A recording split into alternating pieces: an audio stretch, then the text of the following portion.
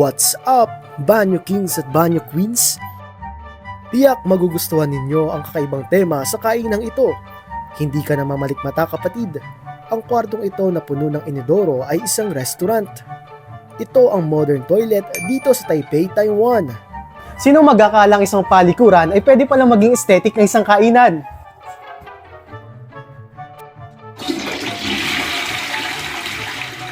Mula sa silya, ilaw at iba pa, dama ang banyo feels.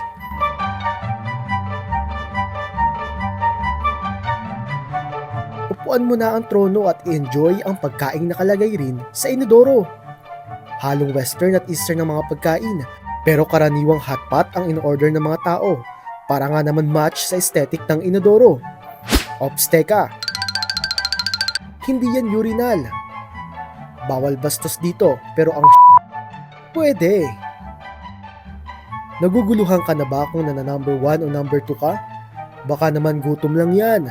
Pero for sure gaganahan kang magpa-picture at i-share sa friends mo ang fresh from the banyo na eksena mo sa restaurant na ito.